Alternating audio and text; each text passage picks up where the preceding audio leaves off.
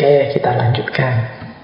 Nah, dalam tradisi falsafah hidup Jawa ada konsep juga cara menyikapi cokro manggilingan. Ketika kita menyadari bahwa hidup ini berputar, hidup ini tidak statis, tapi selalu bergerak, berubah dan dinamis, apa yang harus kita pedomani? Ada istilah dalam budaya Jawa namanya Triwikromo. Triwikromo ini ada yang mengartikan keteguhan hati, ada yang mengartikan alam. Jadi Triwikromo itu 3 prinsip, 3 ranah dalam hidup kita yang harus kita taklukkan, yaitu masa lalu, masa kini, dan masa depan. Menghadapi hidup yang berputar, kadang di atas, kadang di bawah, yang selalu berubah, senjata kita adalah Triwikromo. Menguasai masa kini, masa depan, dan juga masa lalu. Prinsipnya apa? Bagaimana cara kita menguasai? Nah, cara menguasai atau prinsip-prinsipnya adalah yang pertama, kita harus selalu ingat bahwa yang kita rasakan saat ini adalah buah dari yang kita lakukan di masa lalu. Berarti apa? Kita harus mengambil pelajaran dari masa lalu sehingga kita nanti di masa depan bisa mengalami hal yang lebih baik daripada yang sekarang kita alami. Saya sudah enak kok Pak, masa lalu saya tertib sehingga sekarang saya bahagia. Ya, maka belajarlah dari masa lalumu sehingga engkau bisa di masa depan bahagia terus, atau syukur-syukur bisa semakin bahagia.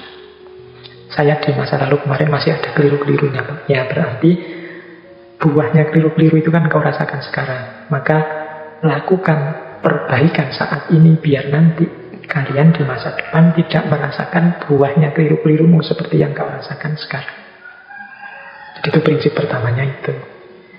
Ya, nyambung dengan prinsip yang kedua. Kalau prinsip yang kedua, yang kita lakukan sekarang akan kita nikmati buahnya di masa depan. Ini sama. Jadi apa yang kita lakukan sekarang, ya siap-siap menerima hasilnya di masa depan. So, kalau diringkas dengan satu kata, Triwikromo itu menaklukkan masa lalu, masa kini, masa depan dengan cara belajar dari masa lalu, memperbaiki masa kini demi lebih baik di masa depan. Inilah cara kita menaklukkan 3 masa. Jangan sampai kita jatuh di lubang yang sama. Berarti kita tidak belajar dari masa lalu, apalagi tambah lebih jelek dari kemarin. Nah, itu berarti ya kita tidak belajar dari masa lalu. Kalau dalam Islam itu kan jelas, Muslim itu yaumuhu khairun min amsihi. Hari-harinya saat ini itu lebih baik dari kemarin. Dan hari besok lebih baik. Harus kita pastikan lebih baik dari hari ini. Tidak boleh sama saja. Kalau sama saja kita disebut orang yang rugi. Dan kalau lebih jelek, kita disebut orang yang terlaknat. Maka ayo hati-hati mengelola masa, mengelola waktu. Waktu bisa menjadi teman kita yang paling ampuh, paling dahsyat, tapi sebaliknya dia juga bisa jadi musuh kita yang paling menghancurkan. Mari kita taklukkan lewat Triwikromo. Dengan cara tidak sembrono, kita hidup hari ini dengan belajar dari kesalahan-kesalahan di masa lalu untuk mendapatkan buah yang lebih baik di masa depan. Jadi ini rumus pokoknya menghadapi cokro manggili. Oke, kita lanjutkan.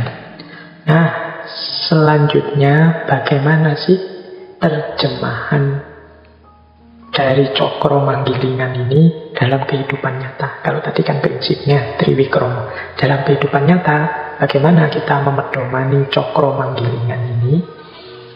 Yang pertama, di kalangan masyarakat Jawa dikenal pandangan bahwa hidup kita ini adalah sumbernya berasal dari Tuhan dan nanti akan kembali kepadanya. Sangkan paraning dumati. Jadi darinya menuju kembali kepadanya. Kalau dalam Islam teman-teman yo kenalnya innalillahi wa inna ilaihi raji'un. Jadi memedomani cokro manggilingan itu kita harus selalu sadar ilaihi raji'un. Ini di sesi muhasabah kemarin saya sudah jelaskan panjang lebar. Jadi kehidupan kita ini tidak selamanya. Kita akan berputar lagi kembali pada Allah. Jadi kita ini berasal dari Allah, nanti kembali lagi kepada Allah. Itu kalau dalam budaya Jawa dikenal konsep sangkan paraning dumadi. Hidup ini, kalau menurut Sunan Kalijaga kan diibaratkan seperti orang ke pasar.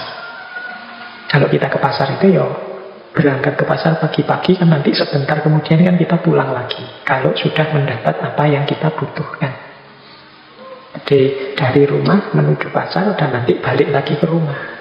Dari Allah, kemudian kita hidup di dunia, nanti kembali lagi kepada Allah. Dan itu tidak lama. Di Jawa dikenal ungkapan hidup itu urip iku prasasat koyok wong mampir ngombe. Hidup itu seperti orang yang mampir sebentar untuk minum. Jadi ya pastinya dia jangkanya sangat pendek dibandingkan alam yang lain. Tadi ada alam wusono tadi. Oleh karena itu, ya karena hidup ini hanya pendek sebentar, kita harus hati-hati. Jangan sampai kehabisan waktu. Kalau tadi misalnya analoginya hidup itu untuk mampir ngombe, ya cepet-cepet ngombe. Kalau analoginya untuk belanja di pasar, segera kita beli kebutuhan kita untuk yang kita butuhkan di rumah. Jangan sampai waktu kita habis, kita belum sempat minum. Transit sebentar di dunia, lupa yang kita butuhkan apa. Jadi itulah sangkan paraning dumadi. Kita ini berproses dari Allah menuju Allah lagi, dari Tuhan kembali kepadanya. Dulu zaman saya naik bis antar kota, itu kan sering ada fase transitnya. Di situ orang ke toilet, kemudian makan. Nah, itu saya membayangkan ya seperti ke pasar tadi, hidup di dunia ini seperti orang transit saat kita melakukan perjalanan panjang. Di situ ya cepet-cepet ke toilet, cepet-cepet minum, kalau butuh makan cepet-cepet makan. Setelah itu balik lagi ke bis melakukan perjalanan ke tujuan yang memang kita tuju. Ya kayak kalau sekarang lewat tol ya berarti hidup di dunia ini seperti mampir sebentar di rest area. Segera kita penuhi kebutuhan kita dan berjalan kembali. Jangan sampai kita melalaikan kebutuhan kita, kemudian waktunya habis, keperluan perjalanan kita tidak terpenuhi. Apalagi terus lupa kalau kita harus melanjutkan perjalanan. Asik di rest area saja, tidak keluar-keluar dari situ. Nah, ingat-ingatlah hidup ini sangkan paraning dumadi. Jadi dari Allah kembali ke Allah. Putarannya pasti nanti ke situ. Berarti apa? Ayo siap-siap. Ayo memenuhi apa saja yang kita butuhkan untuk ketemu yang sejati. Ini pedoman pertama, manifestasi dari cokro manggilingan yang sifatnya ketuhanan. Sekarang kita lihat yang sifatnya alam semesta, sifatnya kosmologis. Kalau berhadapan dengan Tuhan, kita dituntut untuk mewujudkan kesadaran sangkan paraning dumadi. Berhadapan dengan alam semesta, kita dituntut untuk memayu hayuning bawono. Memayu hayuning bawono ini kalau diterjemah secara letterlet, memperindah keindahan dunia. Dunia ini apa adanya sudah indah. Kehadiran kita di muka bumi semoga menambah indah, memberi arti dalam hidup. Nah, itu memayu hayuning bawono. Jadi berhadapan dengan alam, jangan kita justru jadi variabel perusaknya, tapi sebaliknya kita menjadi unsur yang memperindah. Ketika kita hadir, alam yang semula indah jadi tambah indah. Itu memayu hayuning bawono. Alam yang kelihatannya biasa-biasa saja ketika kita hadir jadi luar biasa. Nah, itu kemampuan kita memayu hayuning bawono. Bawono itu dunia dan segala isinya. Caranya bagaimana? Ya memayu hayuning bawono itu caranya dua. Menanamkan kebaikan. Dan yang kedua, mengendalikan diri agar tidak melakukan kerusakan. Mengendapkan nafsu agar lebih terkendali. Ini jadi caranya dua. Ada cara yang pasif, ada cara yang aktif. Cara yang pasif itu mengendalikan diri untuk tidak merusak. Cara yang aktif itu mewarnai dunia ini, mewarnai bumi ini dengan kebenaran-kebenaran, kebaikan-kebaikan, keindahan-keindahan yang bisa kita wujudkan. itulah memayu hayuning bawono, memperindah keindahan dunia. Ya tentu saja untuk memayu hayuning bawono, untuk sangkan paraning dumadi, kita butuh ilmunya. Jadi ilmu ini nanti vital. Jangan sampai saya itu ndak ingin menghancurkan dunia ini, malah yang saya lakukan itu memperbaiki. Tapi ketika ilmunya kurang, jangan-jangan yang kita sebut memperbaiki itu malah merusak. Kehadiran kita jadi variabel, jadi unsur yang justru mengacaukan dunia. Nah, ini orientasi yang kedua sebagai manifestasi dari cokro manggilingan adalah memayu hayuning bawono. Kalau tadi kesadaran bahwa akhirnya kita akan kembali kepada Tuhan, sehingga hidup kita harus tidak terlena, harus selalu waspada, tidak mudah menyia-nyiakan waktu untuk senang-senang saja karena kita punya misi sangkan paraning dumadi. Yang kedua ini memayu hayuning bawono, kehadiran kita yang sebentar. Usia manusia itu kan tidak panjang, sepanjang-panjang usia kita paling berapa sih? Itu kan berarti sebentar. Kehadiran kita yang sebentar ini semoga menambah indahnya dunia yang sudah indah. Ini memayu hayuning bawono. Baik, ya ini kalau mau kita tambah penjelasannya, ini bisa berhubungan dengan etika, bisa berhubungan dengan teologi, bisa berhubungan dengan ekologi tentang lingkungan, bisa juga berhubungan dengan antropologi, sosiologi, dan lain sebagainya, bahkan mungkin juga politik. Bagaimana kita mengembangkan sistem politik, kehidupan politik yang memayu hayuning bawono. Bagaimana kita mewujudkan hidup berbudaya yang memayu hayuning bawono. Bagaimana kita membentuk kosmos, kita menyikapi kehadiran kita di alam semesta yang memayu hayuning bawono. Inilah prinsip-prinsip dasar kehidupan Jawa yang antara lain bersumber dari falsafah cokro manggilingan. Sekarang yang ketiga, ini juga lanjutannya, orientasi hidup berdasarkan cokro manggilingan. Kalau ini secara psikologis. Kalau tadi kosmologis tentang alam yang memayu hayuning bawono, sebelumnya teologis berhubungan dengan Tuhan, sangkan paraning dumadi.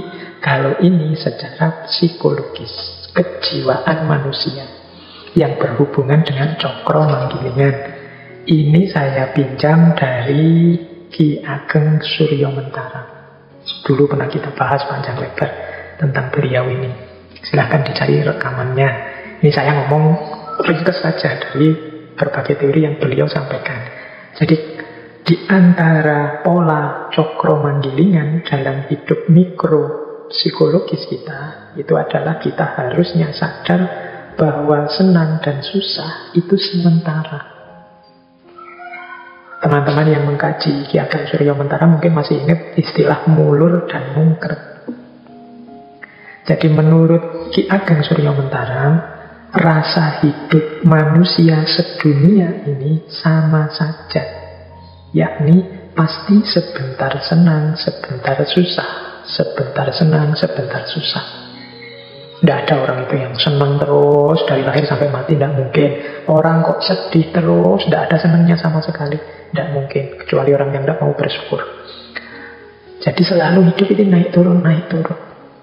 Sekalipun orang kaya, miskin, raja, kuli, wali, bajingan, itu paling banyak saya terjemahkan langsung dari bukunya beliau. Rasa hidupnya sama saja, yaitu sebentar senang, sebentar susah. Yang sama adalah rasanya senang susah, lama, cepat, berat, ringan. Ini sama. Sedangkan yang berbeda adalah yang disenangi apa. Cuma itu saja yang berbeda. Ada orang yang senangnya punya teman banyak, ada orang yang senangnya punya uang banyak, ada orang yang senangnya kalau ibadah, ada orang yang senangnya kalau rekreasi. Kalau ini beda-beda. Tapi rasa sebentar senang, sebentar susah, ini semua orang sama. Oleh karena itu, kata Ki Ageng Suryomentara, kalau kita sadar seperti ini, hidup slow saja, santai saja. Kita bebas dari iri, dari sombong, dari hasut, dari kebencian pada siapapun. Wong kita ini manusia sama saja. Engkau iri apa sih pada saudaramu? Mungkin saudaramu juga iri hal tertentu padamu. Kita hidup ini sama saja, masing-masing ada kelebihan, ada kekurangannya, ada fase pasang, ada fase surutnya. Jadi hidup ini mari kita sikapi biasa saja, santai saja, kalau bahasanya anak-anak hari ini slow way, karena semua orang sama saja. Tidak ada orang yang senang terus atau susah terus. Tidak usah iri, tidak usah dengki, tidak usah sombong. Coba dilihat putaran gambar itu yang di slide itu, yang kalau ini yang teori mulur mungkir tadi dari Ki Ageng Surya Mentara, untuk menggambarkan mengapa kok orang itu selalu ada senang dan susahnya. Ini bulatan ini silahkan dimulai dari mana saja. Misalnya hidup ini kita awali, kita punya cita-cita, kemudian cita-cita kita tercapai, akhirnya kan kita senang. Cita-cita tercapai, kita senang. Jangan lupa, ketika orang cita-cita A tercapai, biasanya dia tidak berhenti. Dia masih punya cita-cita lanjutannya. Karena saya lulus tercepat terbaik, Pak, saya ingin dapat pekerjaan yang memadai, Pak.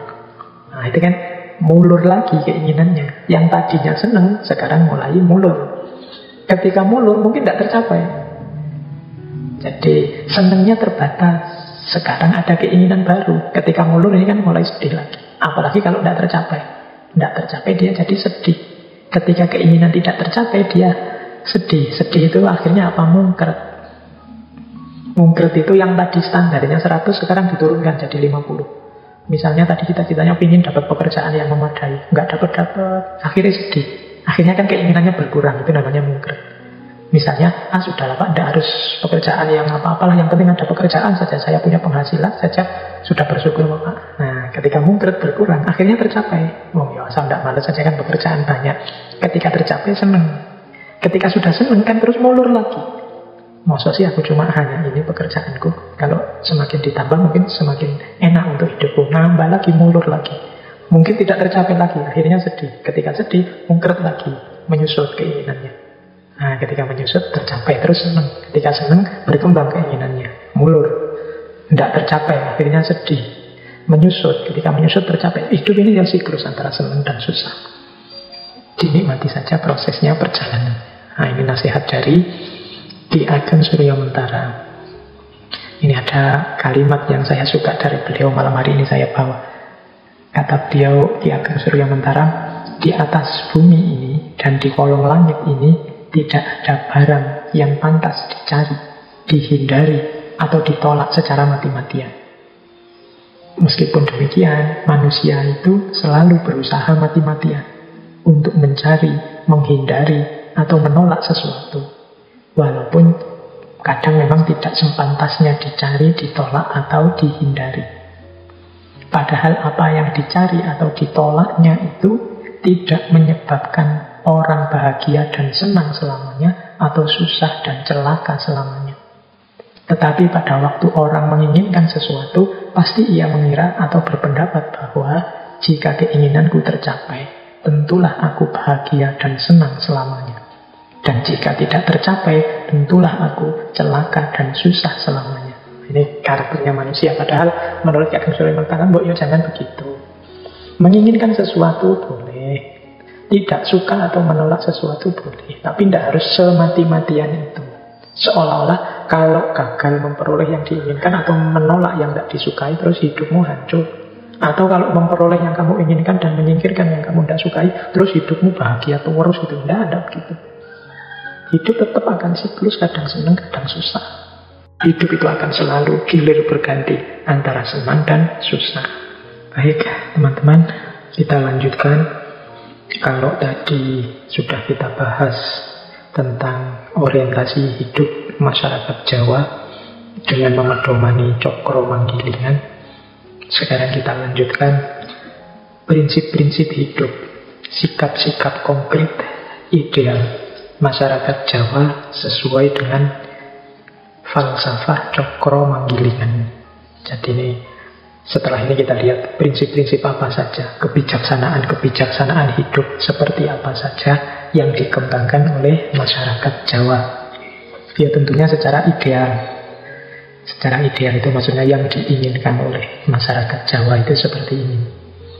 Bahwa dalam perwujudannya, manifestasinya hari ini, falsafah-falsafah, prinsip-prinsip kebijaksanaan yang rasanya luar biasa ini perlahan-lahan mulai terkikis, ya tanggung jawab kita semua untuk melestarikan, mempertahankan, mengkontekstualkannya kembali dengan kehidupan kita di masa kini.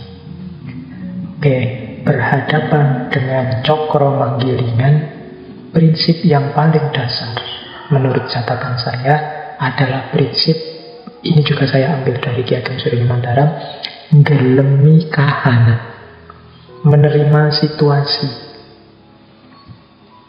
Prinsip menerima situasi ini mungkin bagi beberapa orang, misalnya yang banyak terpengaruh pandangan-pandangan tentang progres tadi, yang punya wawasan bahwa hidup ini linier, semakin maju, prinsip gelemi kahanan ini mungkin dianggap prinsip yang pasif, tidak bisa maju. Tapi sebenarnya maksudnya bukan kok orang itu tidak boleh maju atau tidak mau maju, tapi orang itu pertama-tama harus menerima situasi yang dihadapinya saat ini.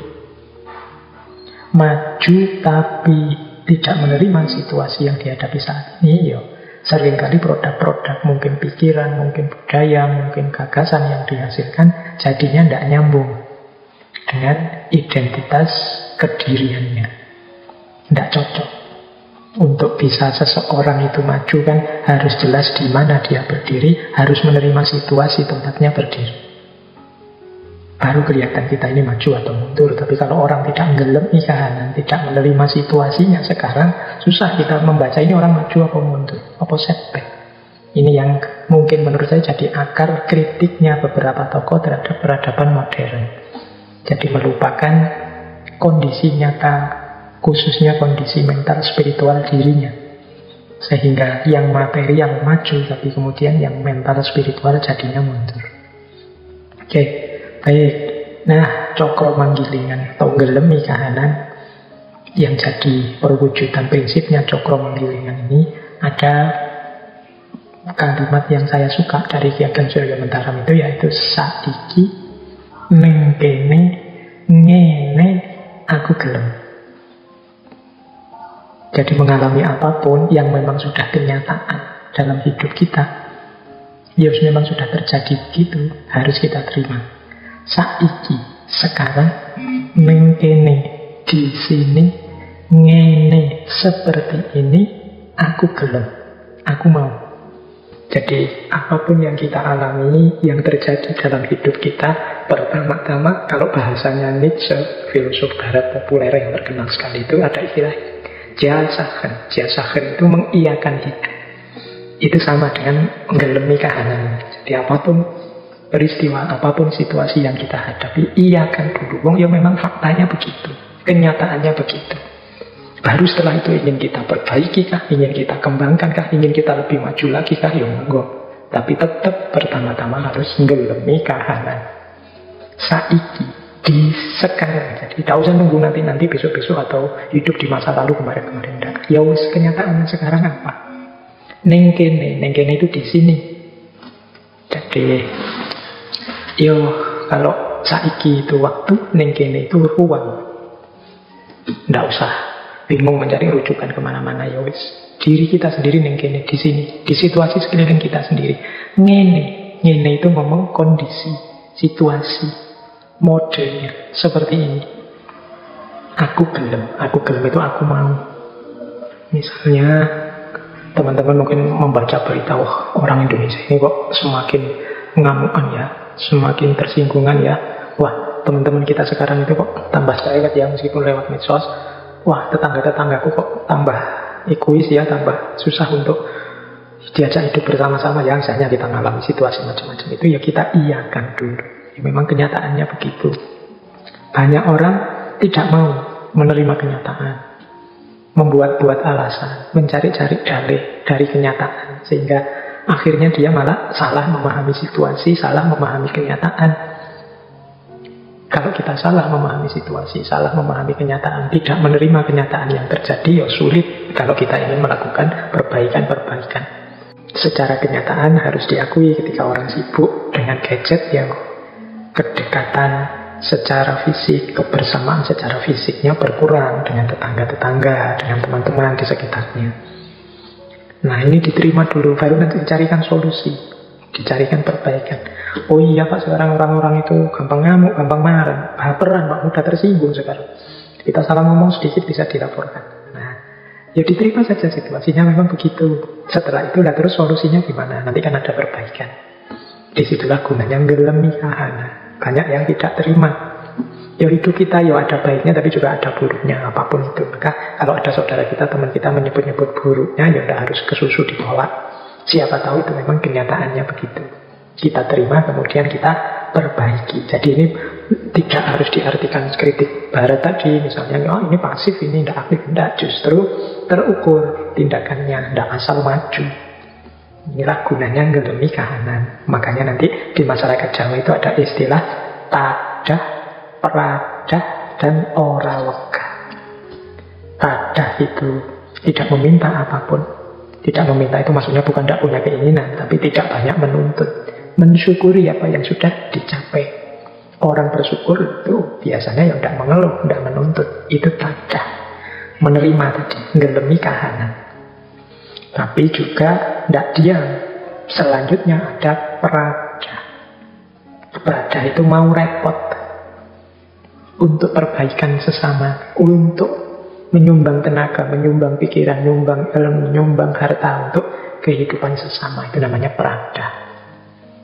Jadi setelah menerima tadah, kemudian peradah. Jadi tidak ada hubungannya dengan malas atau pasif.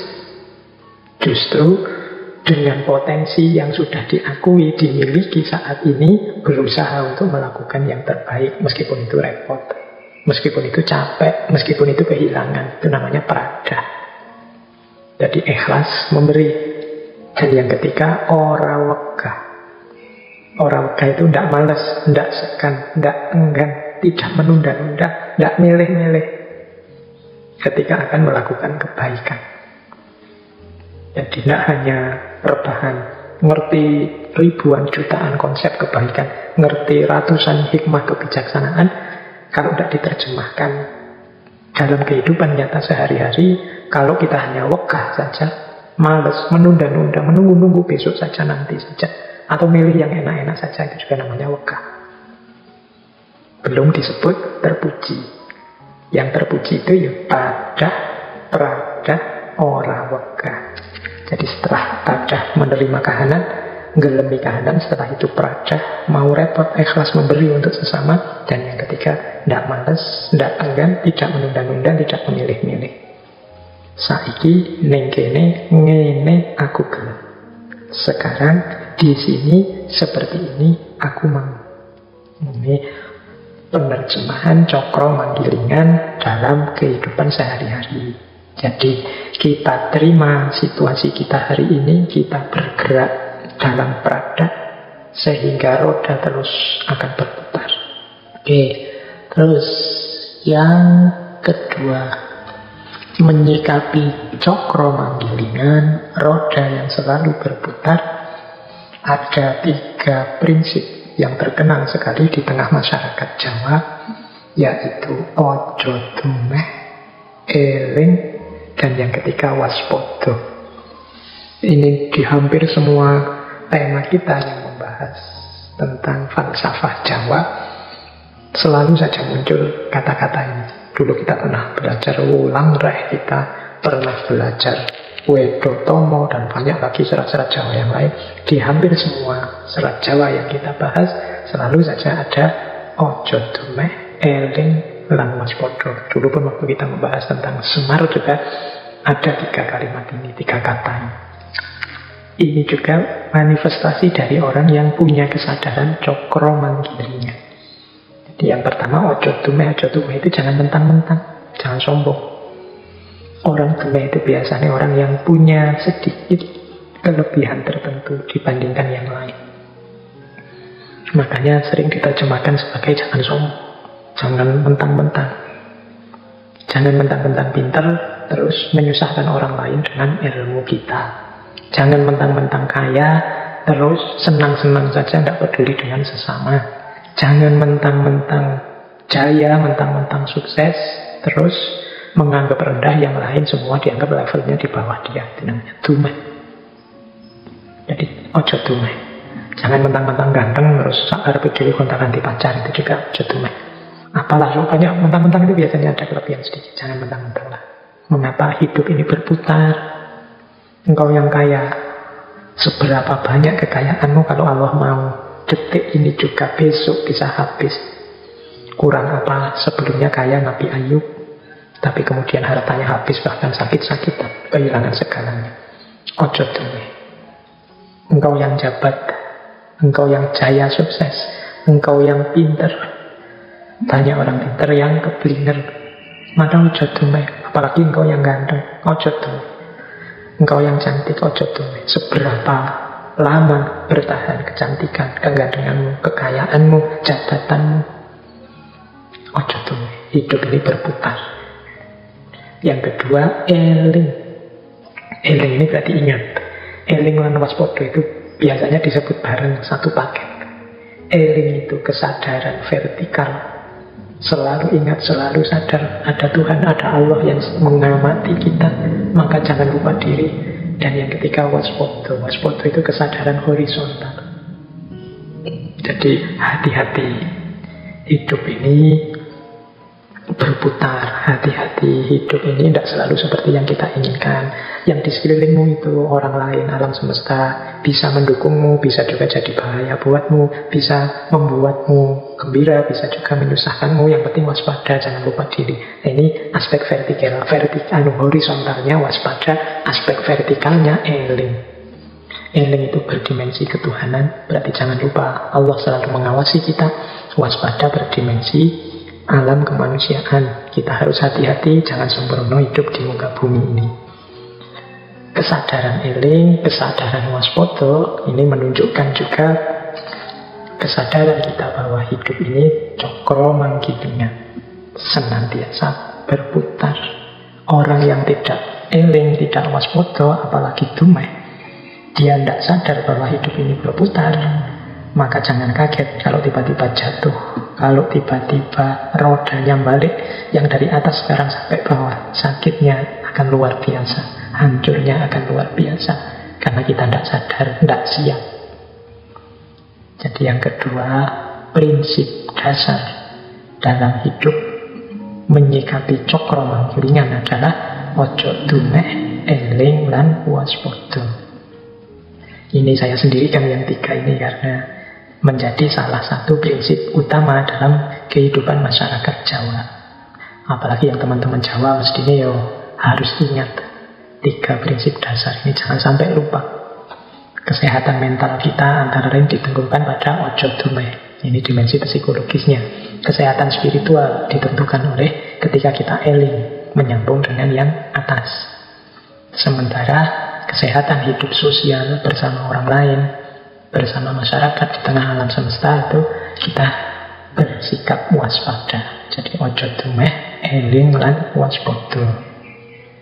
Oke, itu paket kedua, wisdom yang berhubungan dengan cokro manggilingan.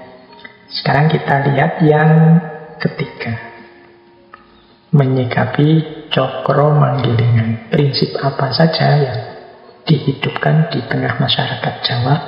Itu saya bawa beberapa prinsip yang ada kata-kata ojo. Ojo itu artinya jangan.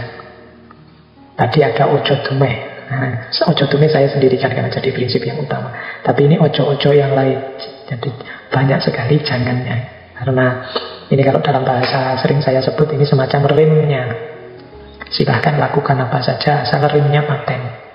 Rimnya paten itu berarti jangan nabrak hal-hal ini. Baik, kita lihat. Orang yang sadar bahwa hidup ini berputar, kadang di atas, kadang di bawah. Yang pertama, ojo adikang, adikung, adikuno. Ojo adikang, adikung, adikuno. Maksudnya ojo adikang itu jangan sombong mengandalkan kekuatanmu. Ojo adikung itu jangan sombong mengandalkan kekuasaanmu. Adikuno itu jangan sombong mengandalkan kepandaianmu.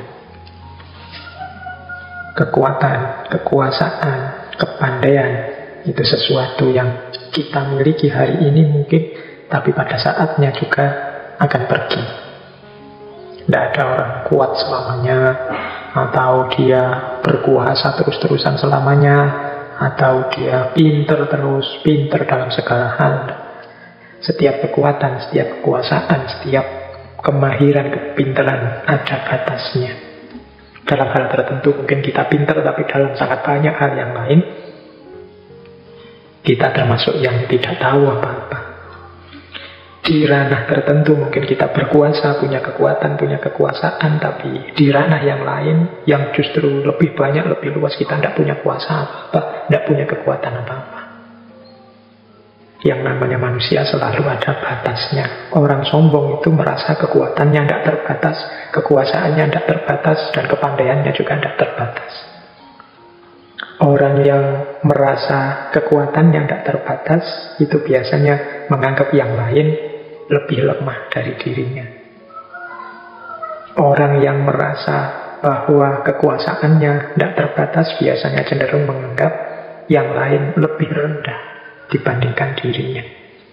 Sementara orang yang merasa sangat pandai, kepandaiannya tidak terbatas, biasanya cenderung menganggap yang lain lebih bodoh, lebih keliru, lebih sesat daripada dirinya. Ini memanifestasikan orang yang tidak sadar bahwa hidup itu muter. Tadi di atas saya bilang, kalau Allah mau kekuasaan, kekuatan sedahsyat apapun bisa satu detik hancur.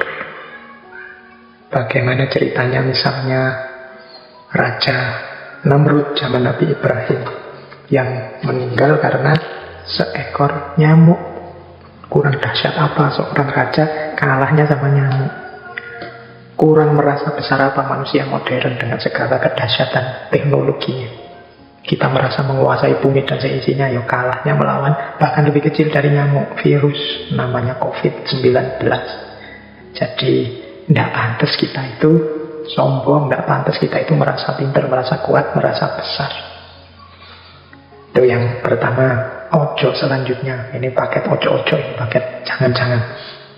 Ojo gumunan, ojo getunan, ojo kagetan, ojo aleman. Ojo gumunan itu mudah apa kagum. Ada apa-apa dikit, wow, ada apa-apa dikit, wow. Itu mudah kagum. Orang yang mudah gumunan, mudah kagum itu biasanya mudah ditipu, mudah dibohongi. Yo, fenomena viral-viral itu kan banyak memanfaatkan logika manusia yang suka gumunan. Wah, tadi itu ada ini loh, peristiwa alam yang begini. Wah, tadi itu gumunan, orang kagetan. Jadi orang kaget itu biasanya terus orang gumun itu biasanya tidak waspada. Orang wow itu biasanya terus tidak bisa berpikir jernih. Jadi bagian ojo yang kedua ini menggiring orang tidak bisa berpikir jernih. Gumunan. Kalau kita sadar cokol menggiringan, sadar bahwa segala sesuatu sudah ditentukan oleh Allah, mungkin kita tidak terlalu gumunan. Kalau Allah menghendaki, ya apapun bisa terjadi. Yang kedua, ojo getunan. Getunan itu mudah menyesal.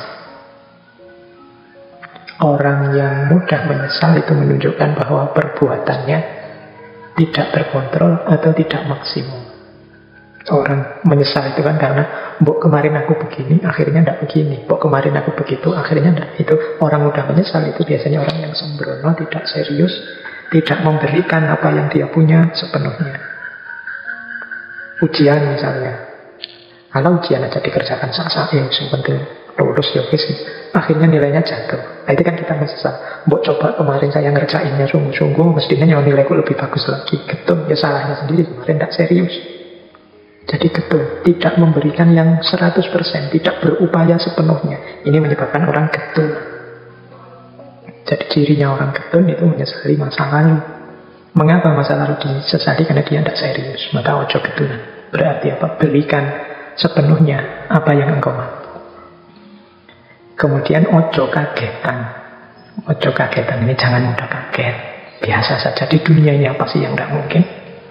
Kalau sering-sering kaget jadinya kita tidak waspada, mudah ditipu orang, mudah ditrik orang. Jadi memanfaatkan situasi psikologis kita yang mudah kaget. Kalau tiba-tiba ada kabar apa itu terus kita kaget. Ketika kita kaget, kita tidak waspada. Ada ya hari ini banyak itu yang lewat medsos itu tiba-tiba juara 1 atau kadang ngeri itu anak bapak kecelakaan. Itu kalau kita kaget. Ketika kita kaget kehilangan kewaspadaan, tidak bisa waspada. Maka jangan kagetan, terus berpikir yang jernih, yang waspada. Yang keempat, ojo aleman. Ojo aleman itu jangan manja. Atau kadang juga diterjemahkan jangan senangnya dipuji saja. Orang aleman itu orang yang selalu minta dilayani. Jadi harusnya dia bisa memenuhi sendiri, dia nunggu dipenuhi orang lain. Jatahku kan cuma ini, itu kan tugasnya dia. Jadi tidak ringan tangan. Dan dia inginnya dilayani terus, itu aleman. Jangan aleman. Orang aleman itu berarti dia tergantung pada orang lain, tidak mandiri. Meskipun tadi diartikan suka dipuji, orang suka dipuji juga berarti hidupnya tergantung pada orang lain, tidak mandiri versi dirinya. Nah, jadi yang kedua, ojo kagetan, ojo ngumunan, ojo getunan, ojo aleman. Ojo ngumunan, jangan mudah kagum. Ojo getunan, jangan mudah menyesal. Ojo kagetan, jangan mudah kaget. Ojo aleman, jangan manja. Terus pakai ojo selanjutnya. Ojo ketungkul marang kalungguhan, kadonyan lan kamareman. Jangan ditaklukkan oleh kedudukan, keduniaan, harta benda, dan kemareman, kesenangan. Jadi hidup kita tolong jangan diperbudak oleh posisi atau jabatan atau kedudukan. Jangan diperbudak oleh harta, jangan diperbudak oleh kesenangan saja. Diperbudak itu berarti kalungguhan, kadonyan, kamareman itu yang menyetir kita, bukan kita yang menguasai kedudukan, harta, dan kesenangan. Bukan kita yang mengendalikan kesenangan, tapi kesenangan yang mengendalikan kita. Dikendalikan oleh kesenangan itu berarti hidup kita itu yang kita tuju seneng terus. Kita tidak bisa ngerem kesenangan. Kalau sudah seneng itu terus yang dicari, dikejar sampai lupa segalanya. Itu berarti kita disetir oleh kesenangan. Kalau sudah begitu ya berarti kita tidak sadar cokro manggirinya. Hati-hati, hidup itu berputar. Kadang orang mencari kesenangan saja, jatuhnya malah kesusahan yang tidak ada akhirnya.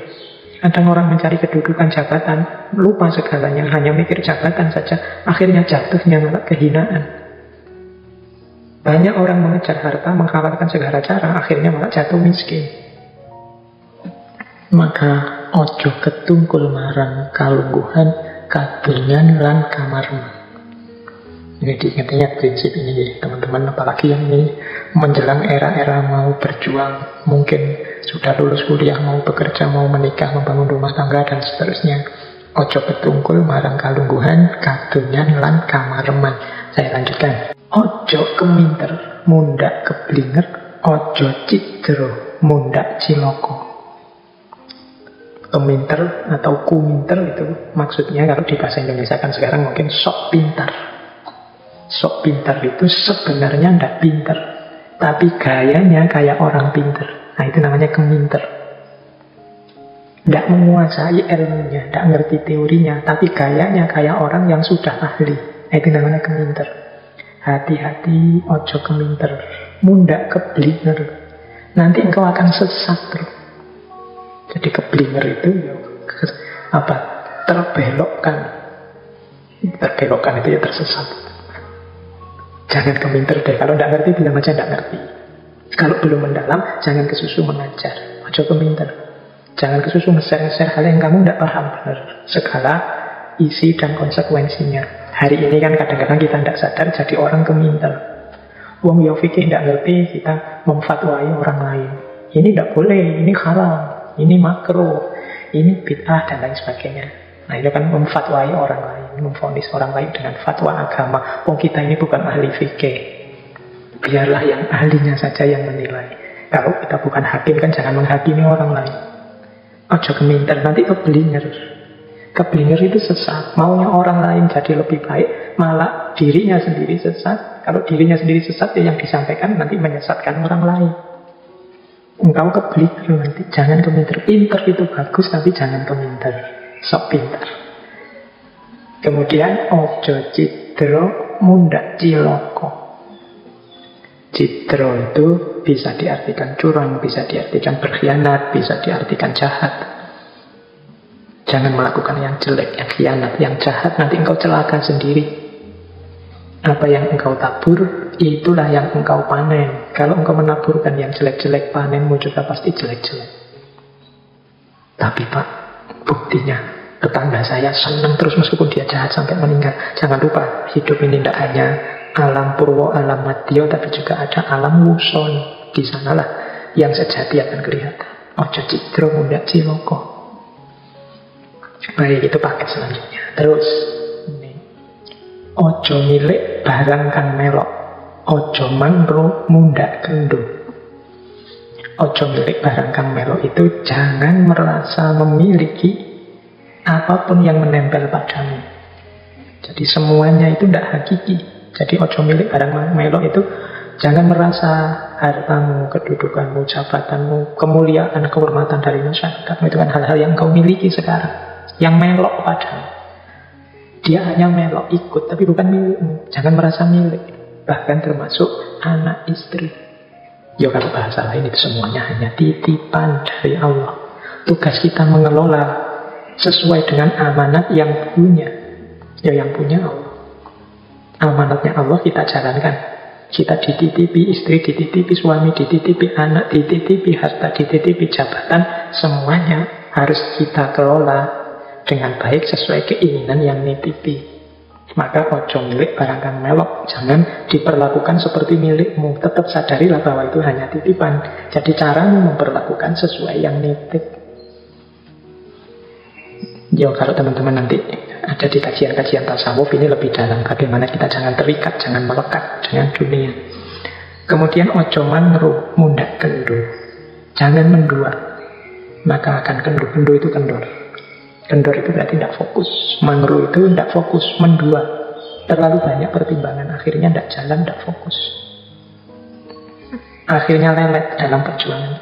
Iya Pak ya, saya bisa ini, bisa itu. Enaknya gimana? Memang pikiranmu bercabang-cabang, tidak fokus, akhirnya tidak jalan-jalan. Saya mau sih Pak, serius, tapi nanti efeknya begini ya Pak. Kalau yang ini bagus juga, tapi efeknya begitu. Kadang-kadang ini hanya membingungkan kita saja.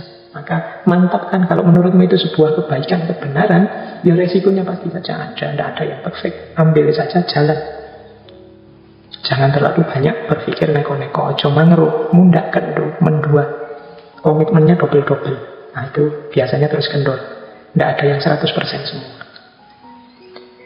Ojo gigi mongso. Ojo gigi mongso itu jangan terlalu ambisius. Jadi ojo gigi mongso itu ya jangan terlalu berambisi tentang sesuatu. Dunia ini cokro manggilingan. Kalau saatnya memang engkau di atas, ya akan di atas. Kalau saatnya hal itu memang jatahmu, takdirmu, yang akan engkau alami. Ojo gigi mongso. Punya cita-cita boleh, punya keinginan boleh, tapi jangan ambisius. Jangan mewajibkan sesuatu yang di luar kekuasaan. Ojo gigi mongso. Saya harus jadi yang nomor 1 di dunia sekarang ini Pak. Ojo gigi mongso. Yang biasa-biasa saja. Jangan terlalu diperbudak oleh ambisi-ambisi duniawi. Nanti lain waktu bisa kita lanjutkan khazanah-khazanah falsafah Jawa yang lain. Ada cara menyikapi cokol manggilingan yang lain, yaitu alon-alon waton kelakon. Alon-alon waton kelakon ini ya falsafah Jawa yang sering dikritik orang, dianggapnya orang Jawa itu berarti lelet, tidak bisa kerja efektif, kerja yang cepat, tidak. Alon-alon waton kelakon itu fokus pada hasilnya. Alon-alon waton kelakon itu mau menggembalakan prosesnya, mau mengikuti step-stepnya, tidak kesusu. Ada logika kalau dalam filsafat itu namanya pragmatisme. Fokus pokoknya gimana caranya hasilnya segera kelihatan. Tidak, kalau di Jawa alon-alon waton kelakon itu intinya di hasil sepenuhnya sesuai yang kita inginkan. Kita ikuti prosesnya step by step. Itu yang disebut alon-alon waton kelakon, pelan-pelan tapi mantap. Itu arahnya ke situ. Kalau memang waktunya di atas, ya kita akan di atas. Kalau belum waktunya, seperti apapun kita tetap di bawah. Segalanya ada pergilirannya sendiri. Kalau memang belum jatahnya, tidak akan nyampe ke kita. Kalau memang sudah jatah kita, apapun yang terjadi akan sampai. Maka jangan gigi mongso, alon-alon saja. Semoga cita-cita tercapai. Alon-alon maton kelakon. Ada juga mungkin falsafah yang lain, yang ini juga saya tulis, sopo nandur bakal ngunduh. Siapa yang menanam, dia yang akan panen, menuai. Fama ya'mal miskola dzarratin khairon yarah, wa man ya'mal miskola dzarratin syarron yarah. Becik ketitik, olo ketoro. Barang siapa melakukan kebaikan, dia akan terlihat. Barang siapa melakukan kejelekan, dia juga akan terlihat. Dan yang terakhir saya bawa, Gusti Allah ora sari. Nah, ini juga falsafah yang menurut saya luar biasa dari tradisi Jawa, yaitu Allah itu tidak tidur. Tidak usah khawatir. Pak saya itu sudah serius loh Pak, kok rasanya roda saya tidak naik-naik ke atas, kok di bawah terus. Pak saya sudah melakukan banyak sekali kebaikan, salah saya apa tuh Pak, kok nasib saya seperti ini. Kan kita rasanya menggugat Allah. Tidak usah khawatir, Gusti Allah ora sari. Yang penting tandurlah yang baik-baik, maka engkau akan panen yang baik-baik.